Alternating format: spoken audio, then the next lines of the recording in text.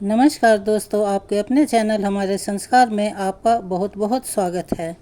गुरुर्ब्रह्मा गुरुर्विष्णु गुरुर्देवो महेश्वरा, गुरुर् साक्षात् परब्रह्मा तस्मै श्री गुरुवे नमो नमः। तस्मै श्री गुरुवे नमो नमः। तस्मै श्री गुरुवे नमो नमः। अर्थात गुरु ही ब्रह्मा है, गुरु ही विष्णु है, गुरु ही भगवान शंकर है, गुरु ही साक्षात पर ब्रह्म है। ऐसे गुरु को मैं प्रणाम करता हूँ। तो चलिए एक बार प्यार से बोलिए, समस्त देवाधिदेवों के गुरु बृहस्पति देवता की जय।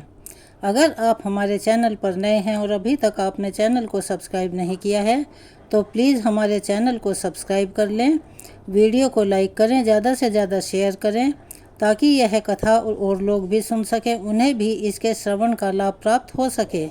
बेल आइकन को दबाना ना भूलें ताकि हमारी आगे आने वाली वीडियो की जानकारी आपको नोटिफिकेशन के जरिए मिल जाया करे। तो चलिए अब शुरू करते हैं आज बृहस्पतिवार की कथा। बृहस्पतिवार को जो भी स्त्री पुरुष व्रत करते हैं उन्हें चाहिए कि वह दिन में केवल एक ही समय भोजन करें, क्योंकि बृहस्पति भगवान का इस दिन पूजन किया जाता है। भोजन पीले चने की दाल आदि का करें, किंतु नमक नहीं खाएं और पीले वस्त्र पहने। इस व्रत में केले का पूजन किया जाता है। केले के पौधे में साक्षात श्री बृहस्पति देव और श्री सत्यनारायण विष्णु भगवान विद्यमान रहते हैं। पूजन में पीले ही फलों का प्रयोग करें, पीले चंदन से भगवान का पूजन करें, पीले पुष्प की माला अर्पित करें, सुगंधित धूप लगाएं, पीले अक्षत, पीली हल्दी, पीली केसर से तिलक करें, गुड़ चने की दाल, पीली मिठाई और केले का भोग लगाएं, किंतु स्वयं केले का सेवन ना करें। आप चाहें तो प्रसाद में दूसरों को केले बांट सकते हैं। इसके बाद संकल्प लें। संकल्प इस प्रकार लिया जाता है। सबसे पहले दाहिने हाथ में थोड़ा सा जल लेकर ओम ब्रह्म बृहस्पतिये नमः इस मंत्र का जाप करें। इसके बाद गणेश भगवान का ध्यान करें। ओम गंगणपतिये नमः, ओम गंगणपतिये नमः इस मंत्र का भी 11 बार जाप करें और मन में संकल्प लें जो इस प्रकार होता है। हे परमपिता, हे प्रभु, मैं अपना नाम लीजिए, अपने गोत्र का नाम लें और इसके बाद धन संपदा, परिवार की सुख शांति, ग्रह कलेश दूर करने के लिए, विवाह के पुत्र प्राप्ति, सरकारी नौकरी में सफलता, व्यवसाय में सफलता या अपने कारोबार में सफलता, उसकी उन्नति के लिए या फिर आपकी जो भी इनसे अलग मनोकामना हो उसकी पूर्ति के लिए बृहस्पति देवता से मन में कहें कि हे प्रभु, आपकी जो भी मनोकामना है उसकी सफलता के लिए बृहस्पतिवार के व्रत का मैं पाठ कर रही हूँ। कृपया हे प्रभु मुझे इसमें सफलता प्रदान करें। फिर ओम श्री विष्णवे नमः इस मंत्र का 3 बार जाप करते हुए हाथ में लिए हुए जल को धरती माता को समर्पित कर दें। इस व्रत को करने से मन की इच्छाएं पूर्ण होती हैं और बृहस्पति महाराज अति प्रसन्न हो जाते हैं तथा धन, पुत्र, विद्या और मनवांछित फलों को प्रदान करते हैं। परिवार में सुख शांति बनी रहती है। इसीलिए यह व्रत सर्वश्रेष्ठ और अति फलदायी माना जाता है और सब स्त्री और पुरुषों के लिए है। इस व्रत में केले का पूजन करना अति आवश्यक है। शुद्ध जल के लोटे में शक्कर मिलाकर अमृत तैयार करना चाहिए। कथा के पश्चात अपने सारे परिवारजनों और सुनने वाले प्रेमियों को अमृत और प्रसाद बांटकर स्वयं भी ग्रहण करना चाहिए। कथा और पूजन के समय तन, मन, कर्म और वचन से शुद्ध होकर आपकी जो इच्छा हो बृहस्पति देव से प्रार्थना करें। बृहस्पति देव सबकी मनोकामना पूर्ण करते हैं, ऐसा मन में दृढ़ विश्वास रखना चाहिए। और चलिए अब सुनते हैं बृहस्पतिवार की कथा। भारतवर्ष में एक राजा राज्य करता था। वह बड़ा प्रतापी और दानी था। वह नित्य गरीबों और ब्राह्मणों की सहायता करता था। यह बात उसकी रानी को फूटी आंख भी नहीं सुहाती थी और ना ही वह गरीबों को दान देती, ना ही भगवान का पूजन करती। राजा को भी दान देने से मना करती थी। एक दिन राजा शिकार खेलने के लिए वन को गए हुए थे तो रानी महल में अकेली थी। उसी समय बृहस्पति देव साधु का भेष बनाकर राजा के महल में भिक्षा लेने के लिए गए और भिक्षा मांगी। तब रानी ने भिक्षा देने से तो इनकार किया ही और फिर कहा, हे साधु महाराज, मैं तो इस दान पुण्य से बड़ी तंग आ गई हूँ। मेरा पति सारा धन लुटाता रहता है। मेरी इच्छा है कि हमारा सारा धन संपत्ति नष्ट हो जाए, फिर ना रहेगा बांस और ना बजेगी बांसुरी। साधु ने कहा, देवी तुम तो बड़ी अजीब हो। धन संतान तो सभी चाहते हैं, पुत्र और लक्ष्मी तो पापी के घर भी होनी चाहिए। यदि तुम्हारे पास तुम्हारी ज़रूरत से अधिक धन है तो भूखों को भोजन करवाओ, प्यासों के लिए जगह जगह प्याऊ बनवा दो, मुसाफिरों के ठहरने के लिए धर्मशालाएं खुलवा दो। जो निर्धन अपनी कुंवारी कन्याओं का विवाह करने में सक्षम नहीं हैं, उनके विवाह करा दो। और ऐसे तो कितने काम हैं जिनको करने से तुम्हारा यश लोक और परलोक में फैलेगा। परंतु रानी पर इस उपदेश का कोई भी प्रभाव नहीं पड़ा। वह जहाँ थी वहीं अड़ी रही और बोली, महाराज आप मुझे कुछ ना समझाएं, मैं ऐसा धन नहीं चाहती जो हर जगह बांटती फिरूं। साधु ने फिर उत्तर दिया, यदि तुम्हारी ऐसी ही इच्छा है तो तथास्तु, तुम ऐसा करना कि बृहस्पतिवार को घर को लीप कर पीली मिट्टी से अपना सिर धोकर स्नान करना, भट्टी चढ़ाकर कपड़े धोना। ऐसा करने से तुम्हारा समस्त धन संपत्ति नष्ट हो जाएगा। इतना कहकर वह साधु महाराज वहाँ से अंतर्ध्यान हो गए। जैसा वह साधु कहकर गए थे, रानी ने वैसा ही किया। 6 बृहस्पतिवार ही बीते थे कि उनका समस्त धन संपत्ति नष्ट हो गया और उनके खाने के भी लाले पड़ गए और वे भोजन के लिए भी तरसने लगे, सांसारिक भोगों से दुखी रहने लगे। तब वह राजा रानी से कहने लगा कि तुम यहीं पर रहो, मैं दूसरे देश को जाता हूँ, क्योंकि यहाँ पर मुझे सभी लोग जानते हैं, इसीलिए मैं कोई कार्य नहीं कर सकता। देश चोरी परदेश भीख बराबर है। ऐसा कहकर राजा परदेश चला गया। वहाँ जाकर जंगल में लकड़ी काटता और उन्हें शहर में बेचने को जाता। इसी तरह से वह अपना जीवन यापन करने लगा। एक दिन दुखी होकर जंगल में एक पेड़ के नीचे निश्चिंत रूप से बैठकर आसन जमाकर बैठ गया और अपनी दशा को याद करके व्याकुल होने लगा और रोने लगा। बृहस्पतिवार का दिन था। एकाएक उसने देखा कि निर्जन वन में एक साधु प्रकट हुआ और वह साधु वेश में स्वयं बृहस्पति देवता ही थे। लकड़हारे के सामने आकर वह बोले, लकड़हारे तू सुनसान जंगल में चिंतामग्न क्यों बैठा है? लकड़हारे ने अपने दोनों हाथ जोड़कर प्रणाम किया और उत्तर दिया, महात्मा जी आप तो सब जानते हो, मैं क्या बताऊं, क्या कहूं। ऐसा कहकर वह बहुत ज़्यादा जोर से रोने लगा और साधु को आत्मकथा सुनाई। महात्मा जी ने कहा, तुम्हारी पत्नी ने बृहस्पतिवार के दिन वीर भगवान का निरादर किया है, जिसके कारण रुष्ट होकर उन्होंने तुम्हारी यह दशा कर दी है। अब तुम चिंता को दूर करके मेरे कहने पर चलो तो तुम्हारे सभी कष्ट दूर हो जाएंगे और भगवान पहले से भी अधिक धन संपत्ति तुम्हें देंगे। तुम बृहस्पतिवार के दिन पाठ किया करो, 5 रुपए के मुनक्खा मंगवाकर उनका प्रसाद बनवाओ और शुद्ध जल के लोटे में शक्कर मिलाकर अमृत तैयार करो। कथा के पश्चात अपने सारे परिवारजनों और सुनने वाले प्रेमियों में अमृत और प्रसाद बांटकर स्वयं भी ग्रहण करो। ऐसा करने से भगवान तुम्हारी सब मनोकामनाएं पूरी करेंगे। साधु के ऐसे वचन सुनकर लकड़हारा बोला, हे प्रभु, मुझे लकड़ी बेचकर इतना भी पैसा नहीं मिलता जिससे मैं भोजन करने के उपरांत कुछ बचा सकूं। मैंने रात्रि में अपनी स्त्री को व्याकुल देखा है, मेरे पास कुछ भी नहीं है जिससे उसकी खबर मंगा सकूं। साधु ने कहा, हे लकड़हारे, तुम किसी की बात की चिंता मत करो।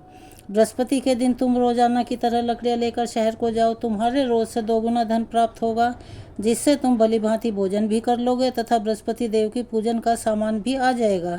इतना कहकर साधु अंतर ध्यान हो गए। धीरे धीरे समय बीतने पर फिर वही बृहस्पतिवार का दिन आया। लकड़हारा जंगल से लकड़ी काटकर किसी शहर में बेचने को गया।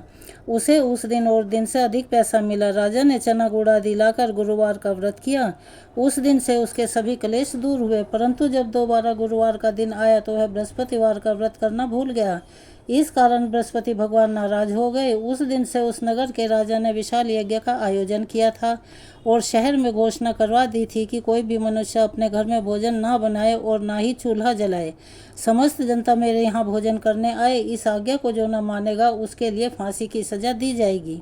इस तरह की घोषणा संपूर्ण नगर में करवा दी गई। राजा की आज्ञा अनुसार शहर के सभी लोग भोजन करने के लिए गए, लेकिन लकड़हारा कुछ देर से पहुंचा, इसीलिए राजा उसको अपने साथ घर लिवा ले गए और घर ले जाकर भोजन करा रहे थे कि रानी की दृष्टि उस खूंटी पर पड़ी जिस पर उसका हार लटका हुआ था। वह उस समय वहां दिखाई नहीं दिया। रानी ने ऐसा सोचा कि मेरा हार इसी मनुष्य ने चुरा लिया है। उसी समय सैनिकों को बुलाकर उसको कारागार में डलवा दिया गया। जब लकड़हारा कारागार में बंद हो गया तब वह बहुत दुखी होकर विचार करने लगा कि ना जाने कौन से पूर्व जन्म के कर्म से मुझे दुख प्राप्त हो रहा है। उसी साधु को याद करने लगा जो जंगल में मिला था। उसी समय तत्काल बृहस्पति देव साधु के रूप में प्रकट होकर और उसकी दशा को देखकर कहने लगे, अरे मूर्ख, तूने बृहस्पति देव की कथा नहीं की, इस कारण तुझे यह दारुण दुख प्राप्त हुआ है। अब चिंता मत कर, बृहस्पतिवार के दिन कैद खाने के दरवाजे पर तुझे 4 पैसे पड़े मिलेंगे, उनमें से तू बृहस्पति देव की पूजा करना, तेरे सभी कष्ट दूर हो जाएंगे। बृहस्पति के दिन उसे 4 पैसे मिले। लकड़हारे ने कथा कही। उसी रात्रि को बृहस्पति देव ने उस नगर के राजा को स्वप्न में कहा, हे राजा, तुमने जिस आदमी को कैद खाने में डलवा दिया है वह निर्दोष है, वह राजा है, उसे छोड़ देना। रानी का हार उसी खूंटी पर लटका है, अगर तू ऐसा नहीं करेगा तो मैं तेरे राज्य को नष्ट कर दूंगा।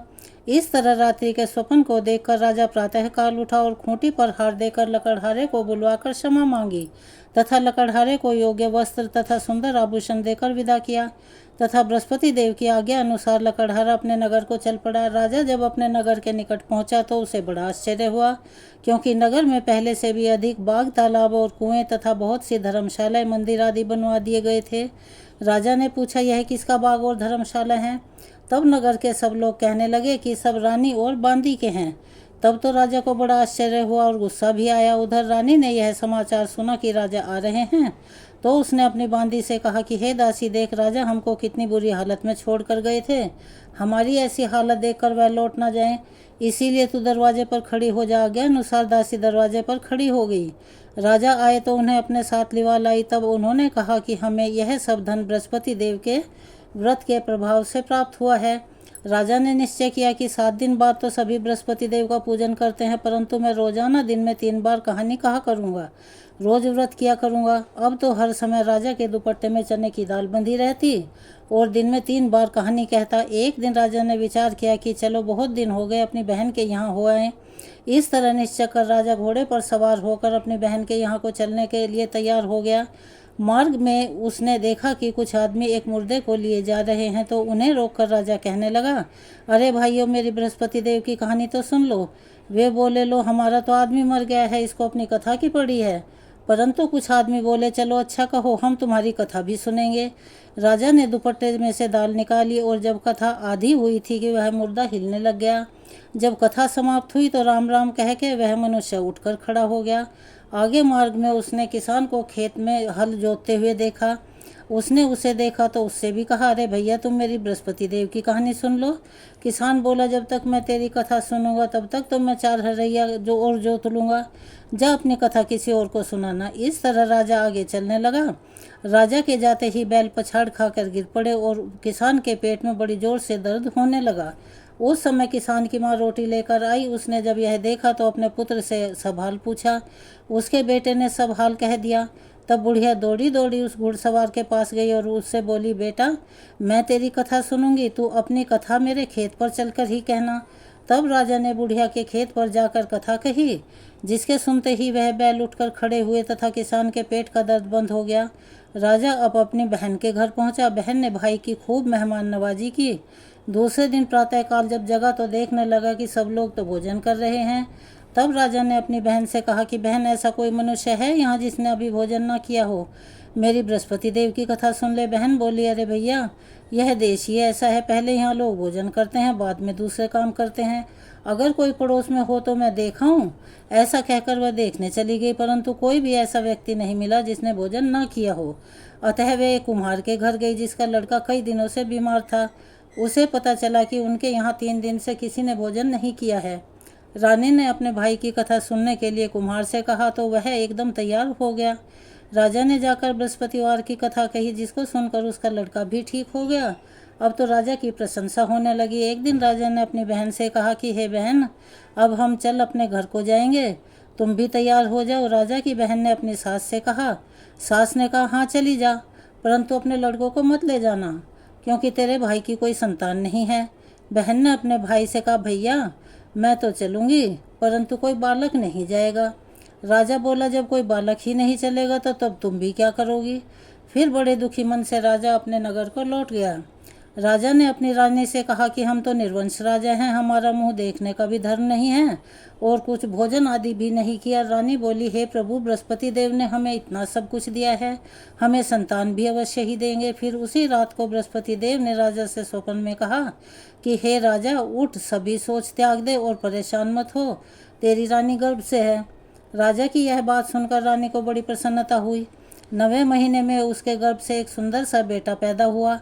तब राजा बोला कि हे रानी, स्त्री बिना भोजन के रह सकती है, किंतु बिना बात कहे नहीं रह सकती। जब मेरी बहन आए तो तू उससे कुछ भी मत कहना। रानी ने सुनकर हाँ तो कर दी, लेकिन जब राजा की बहन ने यह शुभ समाचार सुना तो वह बड़ी खुशी खुशी आई और बधाई लेकर अपने भाई के यहाँ पहुँची। तब रानी ने कहा कि घोड़ा चढ़कर तो नहीं आई, गधा चढ़ी आई। राजा की बहन बोली, भाभी, मैं इस प्रकार न कहती तो तुम्हें संतान कैसे मिलती। बृहस्पति देव ऐसे ही हैं, जैसी जिनकी मन की कामनाएं होते सभी को पूर्ण करते हैं। जो सद्भावना पूर्वक बृहस्पतिवार का व्रत करता है और कथा पढ़ता है अथवा सुनता है, बृहस्पति देव उसकी समस्त मनोकामनाएं पूर्ण करते हैं। बृहस्पति देव सदैव उसकी रक्षा करते हैं। संसार में सद्भावना से भगवान का पूजन करके सच्चे हृदय से उनका मनन करते हुए बार बार उनका जयकारा बोलना चाहिए। तो चलिए एक बार मेरे साथ बोलिए, बृहस्पति देव भगवान की जय, विष्णु भगवान की जय। बृहस्पतिवार के व्रत की दूसरी एक पौराणिक कथा सुनते हैं। एक समय में एक ब्राह्मण था, वह बहुत ही निर्धन था, उसकी कोई संतान नहीं थी। उसकी पत्नी बहुत मलेच्छ थी, बहुत मलिनता के साथ रहती थी। वह कभी स्नान नहीं करती थी, किसी देवता का पूजन भी नहीं करती थी। इससे ब्राह्मण देवता बड़े दुखी रहते थे। वे अपनी पत्नी को बहुत ही समझाते थे, किंतु उसका कुछ भी परिणाम कभी नहीं निकलता था। भगवान की कृपा से ब्राह्मण की पत्नी ने कन्या रूपी रत्न को जन्म दिया।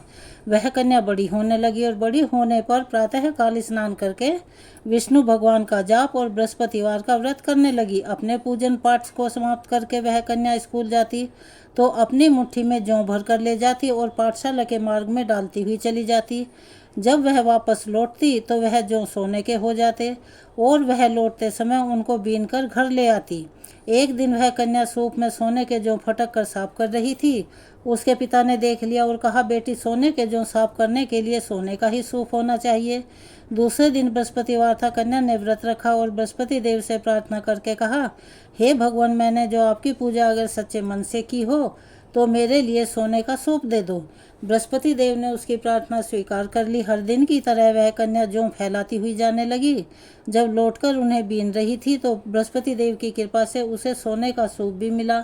उसे लेकर वह अपने घर आ गई, उसमें जौ साफ करने लगी, परंतु उसकी माँ का वही ढंग रहा। एक दिन की बात है, वह कन्या सोने के सूप में जौ साफ कर रही थी। उसी समय उस शहर का राजपुत्र वहां से होकर निकला। उस कन्या के रूप और कार्य को देखकर उस पर मोहित हो गया और अपने घर जाकर भोजन तथा जल का त्याग कर उदास होकर लेट गया।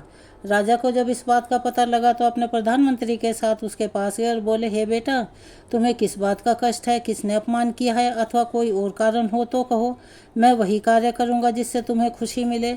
अपने पिता की बात राजकुमार ने सुनी तो वह बोला, मुझे आपकी कृपा से किसी बात का दुख नहीं है, किसी ने मेरा अपमान भी नहीं किया है, परंतु मैं उस लड़की से विवाह करना चाहता हूँ जो सोने के सूप में जौ साफ कर रही थी। यह सुनकर राजा आश्चर्य में पड़ गया। बोला, हे बेटा, इस तरह की कन्या का तो पता तुम ही लगाओ, मैं उसके साथ तुम्हारा विवाह अवश्य ही करवा दूंगा। राजकुमार ने उस लड़की के घर का पता बतलाया। तब मंत्री उस लड़की के घर गए और ब्राह्मण देवता को सभी हाल बतलाया। ब्राह्मण देवता राजकुमार के साथ अपनी कन्या का विवाह करने के लिए खुशी खुशी तैयार हो गए। विधि विधान के अनुसार ब्राह्मण की कन्या का विवाह राजकुमार के साथ हो गया। कन्या के घर से जाते ही पहले की तरह उन ब्राह्मण देवता के घर में गरीबी का निवास हो गया। अब भोजन के लिए भी अन्न बड़ी मुश्किल से मिलता था। एक दिन दुखी होकर ब्राह्मण देवता अपनी पुत्री के पास गए। पुत्री ने पिता की दुखी अवस्था को देखा और अपनी माँ का हाल पूछा। तब ब्राह्मण देवता ने सभी हाल कह सुनाया। कन्या ने बहुत सारा धन देकर अपने पिता को विदा किया। इस तरह ब्राह्मण का कुछ समय तो सुखपूर्वक बीत गया। कुछ दिन के बाद फिर वही हाल हो गया। ब्राह्मण अपनी कन्या के यहाँ गया और सारा हाल कह सुनाया। तब लड़की बोली, पिताजी, आप माता जी को यहाँ लिवा लाओ, मैं उन्हें व्रत की विधि बता दूंगी जिससे गरीबी दूर हो जाएगी। वह ब्राह्मण देवता अपनी पत्नी को साथ लेकर पहुँचे तो अपनी माँ को वह पुत्री समझाने लगी कि माँ, तुम प्रातःकाल प्रथम स्नान आदि करके विष्णु भगवान का पूजन करो तो सब दरिद्रता दूर हो जाएगी। परंतु उसकी माँ ने एक भी बात नहीं मानी और प्रातः काल उठकर अपनी पुत्री के बच्चों की जूठन को खा लिया। इससे उसकी पुत्री को और भी गुस्सा आया और एक रात को कोठरी में से सारा सामान निकलवा कर उसने अपनी माँ को उसमें बंद कर दिया। प्रातः काल उसमें से निकाला तथा स्नान आदि करके पाठ करवाया तो उसकी माँ की बुद्धि ठीक हो गई। अब तो प्रत्येक बृहस्पतिवार को वह व्रत करने लगी। इस व्रत के प्रभाव से उसके माता पिता बहुत ही धनवान और पुत्रवान हो गए और बृहस्पति देवता की कृपा से इस लोक में सुख भोग कर अंत में स्वर्ग को प्राप्त हुए। तो चलिए प्रेम से बोलिए बृहस्पति देवता की जय, श्री भगवान विष्णु की जय। अब सुनिए बृहस्पति देवता की आरती। ओम जय बृहस्पति देवा, स्वामी जय बृहस्पति देवा। छिन छिन भोग लगाऊं, छिन छिन भोग लगाऊं, कदली फल मेवा। ओम जय बृहस्पति देवा। तुम पूर्ण परमात्मा, तुम अंतर्यामी, स्वामी तुम अंतर्यामी। जगत पिता जगदीश्वर, जगत पिता जगदीश्वर, तुम सबके स्वामी। ओम जय बृहस्पति देवा। चरणामृत निज निर्मल, सब पातक हरता, स्वामी सब पातक हरता। सकल मनोरथ दायक, सकल मनोरथ दायक, कृपा करो भरता। ओम जय बृहस्पति देवा। तन मन धन अर्पण करे, जो जन शरण पड़े, स्वामी जो जन शरण पड़े। प्रभु प्रकट तब होकर, प्रभु प्रकट तब होकर, आकर द्वार खड़े। ओम जय बृहस्पति देवा। दीन दयाल दयानिधि, भक्तन हितकारी, स्वामी भक्तन हितकारी। पाप दोष सब हरता, पाप दोष सब हरता, भव बंधन हारी। ओम जय बृहस्पति देवा।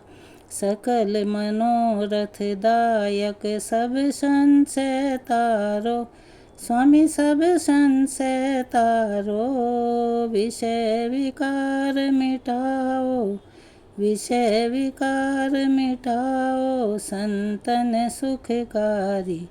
ओम जय बृहस्पति देवा।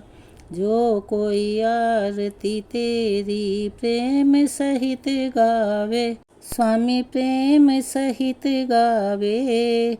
ज्येष्ठ आनंद बंद सो, ज्येष्ठ आनंद बंद सो, निश्चय ही पावे। ओम जय बृहस्पति देवा।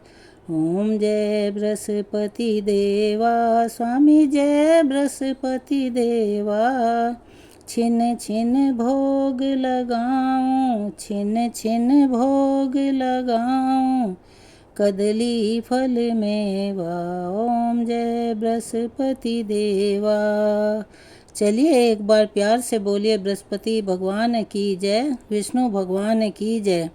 अगर आप हमारे चैनल पर नए हैं और अभी तक आपने चैनल को सब्सक्राइब नहीं किया है तो प्लीज़ हमारे चैनल को सब्सक्राइब करें, वीडियो को लाइक करें, ज़्यादा से ज़्यादा शेयर करें ताकि इस कथा के श्रवण का लाभ और लोगों को भी मिल सके। बेल आइकन को दबाना ना भूलें ताकि हमारी आगे आने वाली वीडियो की जानकारी आपको नोटिफिकेशन के जरिए मिल जाया करे।